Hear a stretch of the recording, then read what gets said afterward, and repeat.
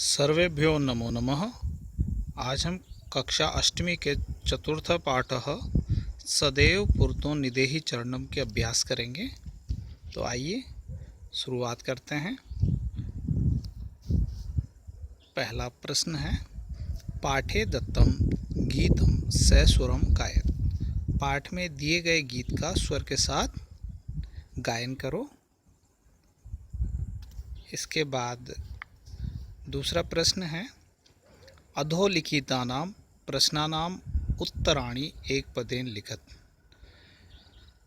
नीचे लिखे गए प्रश्नों के उत्तर एक शब्द में लिखो। तो आइए शुरू करते हैं अपन। क प्रश्न है, स्वकीयम साधनम किम भवति। अपना साधन क्या होता है। उत्तरम बलम। बल स्वयं का साधन बल होता है। पति के विषमा प्रखरा। रास्ते में कौन विषम और तीखे होंगे। उत्तर है पाषाणा। पाषाणा मतलब पत्थर। पत्थर रास्ते में विषम और प्रखर होंगे। सततम किम करणीयम। लगातार क्या करना चाहिए। उत्तर है ध्येय स्मरणम। अपने लक्ष्य को याद करना चाहिए।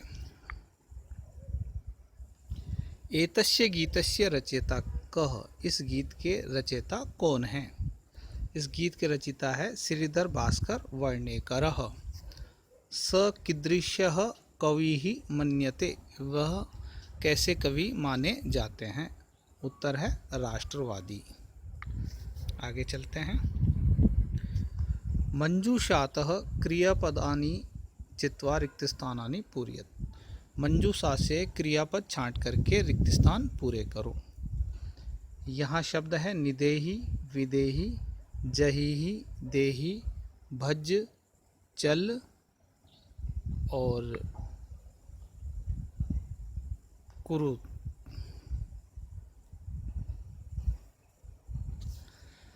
यथा त्वं पुरतः चरणम निदेहि। तुम सामने चरण रखो। अब प्रश्न है क, तुम विद्यालयम चल। तुम विद्यालय चलो। राष्ट्रे अनुरक्तिम विधेहि। राष्ट्र में अनुरक्ति रखो। मह्यम जलम देहि। मुझे जल दो। मूढ़ जहिहि धनागम तृष्णाम। हे मूर्ख, धनागम की इच्छा को छोड़ दो। भज गोविंदम। गोविंद को भजो। सततम ध्येय स्मरणम कुरु। लगातार लक्ष्य का स्मरण करो। आगे चलते हैं। उचित कथनानां समक्षम आम, अनुचित कथनानां समक्षम न इति लिखत। उचित कथन के सामने आम, जिसका अर्थ होता है हाँ। अनुचित कथन के सामने न, ऐसा लिखो। न मतलब नहीं। यथा पुरतः चरणम निदेहि। सामने चरण रखो। तो ये वाक्य सही है, इसलिए हम लिखेंगे आम। दूसरा प्रश्न है, निज निकेतनम गिरि शिखरे अस्ति। अपना घर पर्वत की चोटी पर है। तो इसका उत्तर होगा आम, हाँ।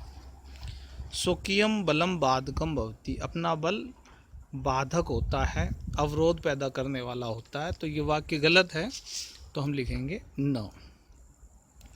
पथि हिंस्रा पशवे न संति। रास्ते में हिंसक पशु नहीं हैं। तो ये वाक्य गलत है, तो हम लिखेंगे न। गमनम सुकरम अस्ति। जाना सुकर है। सुकर का मतलब होता है आसान है। तो ये वाक्य गलत है, तो हम लिखेंगे न। सदैव अग्रे एव चलनीयम। हमेशा आगे ही चलना चाहिए। तो ये वाक्य ठीक है, सही है, तो हम लिखेंगे आम। आगे चलते हैं। वाक्य रचनया अर्थभेदम स्पष्टम कुरु। वाक्य रचना से अर्थभेद को स्पष्ट करो। इसमें कुछ शब्द दिए गए हैं। परितः चारों ओर, पुरतः सामने, नगः पर्वत, नागः सर्प, आरोहण चढ़ना, अवरोहणम उतरना, विषमा असमान, समाह समान। वाक्य बनाए हुए हैं, देख लीजिए आप। परितः, चारों ओर से वाक्य बनाया है। ग्रामम परितः वनम अस्ति, गांव के चारों ओर वन है, जंगल है। पुरतः, सामने। विद्यालयम पुरतः उद्यानम अस्ति, विद्यालय के सामने बाग है, बगीचा है। नगह मतलब पर्वत।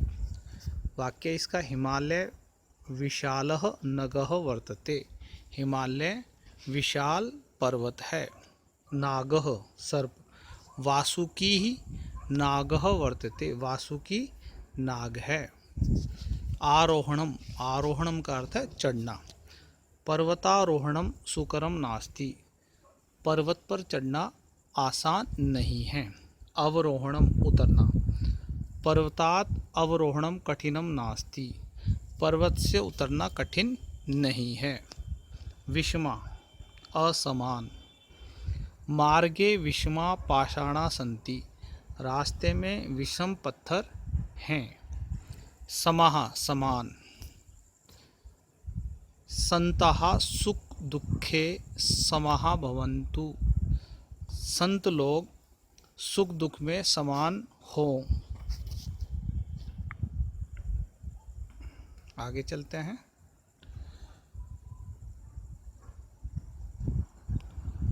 मंजूषातः अव्यपदानि चित्वा रिक्त स्थानानि पूरयत, मंजूषा से अव्यपद छांट करके रिक्त स्थान पूरे करो। अव्यय शब्द है एव, खलु, तथा, परितः, पुरतः, सदा, विना। एव का अर्थ होता ही, खलु निश्चित रूप से, तथा और, परितः चारों ओर, पुरतः सामने, सदा हमेशा, बिना किसी चीज़ के बिना, अभाव में। विद्यालयस्य पुरतः एकम उद्यानम अस्ति, विद्यालय के सामने एक उद्यान है। सत्यम एव जयते, सत्य की ही जीत होती है। किम भवान स्नानम कृतवान खलु, क्या आपने स्नान कर लिया है। स यथा चिंत्यति तथा आचरति, वह जैसा सोचता है वैसा ही आचरण करता है। ग्रामम परितः वृक्षाः सन्ति, गांव के चारों ओर पेड़ हैं। विद्याम विना जीवनम वृथा, विद्या के बिना जीवन बेकार है। सदा भगवंतम भज, हमेशा भगवान को भजो। अगला प्रश्न है, विलोम पदानि योज्यत, विलोम शब्दों को जोड़ो। मैंने पूर्व से ही जोड़ दिया है, जरा देख लें। पुरतः पृष्ठतः, पुरतः का अर्थ होता है सामने, पृष्ठतः का होता है पीछे। स्वकीयम परकीयम, स्वकीयम का अर्थ होता है अपना, परकीयम दूसरे का। भीति ही साहस, भीति ही का अर्थ होता है डर, साहस का अर्थ होता है साहस। अनुरक्ति विरक्ति, अनुरक्ति का अर्थ होता है प्रेम, अनुराग, स्नेह। विरक्ति का मतलब होता है वैराग्य, अलग रहना।